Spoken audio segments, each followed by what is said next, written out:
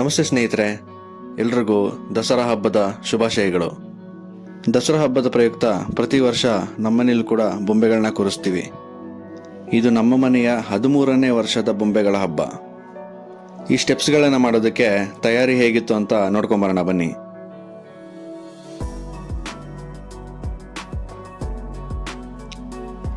ನೀವೇನಿಲ್ಲಿ ಬೊಂಬೆಗಳನ್ನ ನೋಡ್ತಾ ಇದ್ದೀರಾ, ಇದೆಲ್ಲ ಒಂದೇ ಸಲ ತಗೊಂಡಿರೋದಲ್ಲ. ಪ್ರತಿ ವರ್ಷ ಬೊಂಬೆಗಳನ್ನ ಕೂಡಿಟ್ಟು 13ನೇ ವರ್ಷಕ್ಕೆ ಇಷ್ಟು ಬೊಂಬೆಗಳಾಗಿದೆ. ಕೆಲವೊಂದು ಬೊಂಬೆಗಳನ್ನ ಮೈಸೂರಿಂದ ತಂದಿದ್ದೀವಿ, ಎಲ್ಲಾದರೂ ಟ್ರಿಪ್ ಹೋದರೆ ಅಲ್ಲಿಂದನೂ ತೊಗೊಳ್ತಾ ಇದ್ದೀವಿ. ತುಂಬ ಜಾಸ್ತಿ ಬೊಂಬೆಗಳನ್ನ ಪರ್ಚೇಸ್ ಮಾಡಿದ್ದು ಅಂತ ಹೇಳಿದ್ರೆ ನಮ್ಮ ಬೆಂಗಳೂರಿನ ಮಲ್ಲೇಶ್ವರಂನಲ್ಲಿ. ಹಾಗಿದ್ರೆ ಬನ್ನಿ, ತಡ ಮಾಡೋದು ಯಾಕೆ, ಯಾವ್ಯಾವ ರೀತಿ ಬೊಂಬೆಗಳಿದೆ ಅಂತ ನಾನು ನಿಮಗೆ ಎಕ್ಸ್ಪ್ಲೇನ್ ಮಾಡ್ತೀನಿ. ನೀವಿಲ್ಲಿ ನೋಡ್ತಾ ಇದ್ದೀರಾ, ಮೊದಲನೇ ಸ್ಟೆಪ್ಪಲ್ಲಿ ಗಣೇಶ ಮತ್ತು ಕಾಮಧೇನುನ ಇಟ್ಟಿದ್ದೀವಿ. ಎರಡನೇ ಸ್ಟೆಪ್ಪಿಗೆ ಬಂದರೆ ವರಾಹಿ ಅಮ್ಮನವರು ಹಾಗೂ ಅನ್ನಪೂರ್ಣೇಶ್ವರಿ ಅಮ್ಮನವ್ರನ್ನ ನೋಡ್ಬೋದು. ಹಾಗೆ ಕೆಳಗಡೆ ಬಂದರೆ ಪಟ್ಟದ ಬೊಂಬೆ, ರಾಮ, ಲಕ್ಷ್ಮಣ, ಸೀತೆ, ಹನುಮಂತ, ಪಾಂಡುರಂಗ ಹಾಗೂ ರಕ್ಮಾಬಾಯಿ. ಇದು ಶಿವ ಪಾರ್ವತಿ ಕೈಲಾಸದಲ್ಲಿ ಕೂತಿರೋದು. ಇಲ್ಲಿ ನವದುರ್ಗೆಯರನ್ನ ನೀವು ಕಾಣ್ಬೋದು.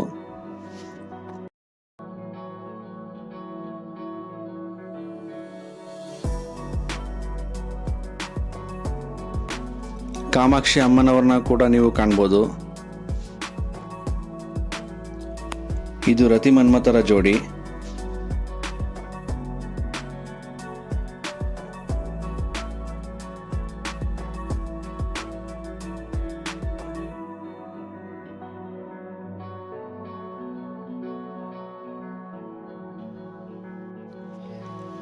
ಅಯ್ಯಪ್ಪ ಸ್ವಾಮಿ ಹುಲಿ ಮೇಲೆ ಕೂತಿರೋ ಬೊಂಬೆ.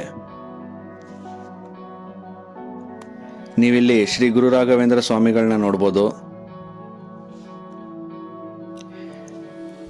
ಇಲ್ಲಿ ತಿರುಪತಿ ಬಾಲಾಜಿಯನ್ನ ನೀವು ಕಾಣ್ಬೋದು.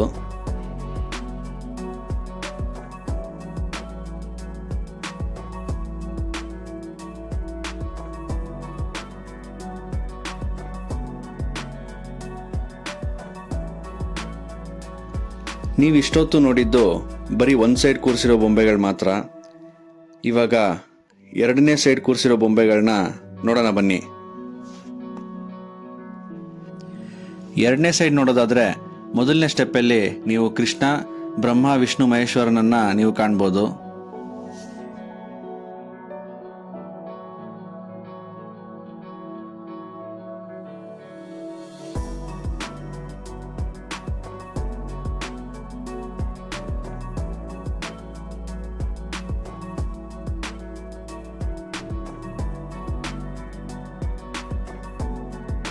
ನೀವಿಲ್ಲಿ ನೋಡ್ತಾ ಇರೋದು ಶ್ರೀ ಮಹಾವಿಷ್ಣುವಿನ 10 ಅವತಾರಗಳು.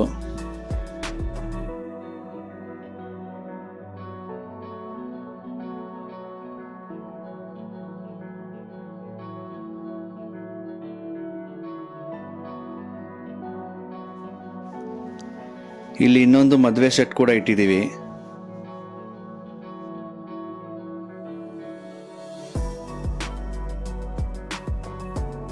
ಇದು ಈ ವರ್ಷ ಹೊಸದಾಗಿ ತಂದಿದ್ದೀವಿ.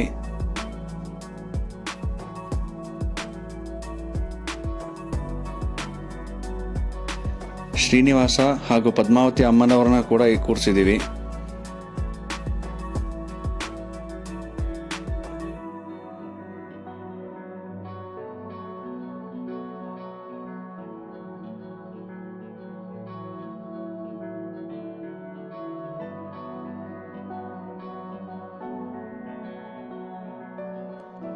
ನೀವಿಲ್ಲಿ ನೋಡ್ತಾ ಇರೋದು 7 ಕುದುರೆಗಳ ರಥದ ಮೇಲೆ ಸವಾರಿ ಮಾಡ್ತಾ ಇರೋ ಸೂರ್ಯದೇವನನ್ನ.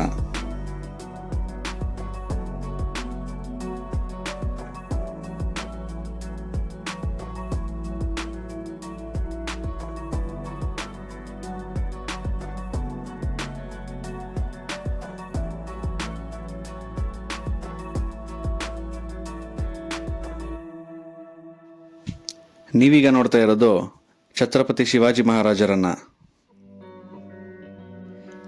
ಸರಿ, ಹಾಗಿದ್ರೆ ಸ್ನೇಹಿತರೆ, ಎಲ್ರಿಗೂ ಬೊಂಬೆಗಳನ್ನ ನೋಡಿ ಖುಷಿಯಾಗಿದೆ ಅನ್ಕೊಂಡಿದ್ದೀನಿ.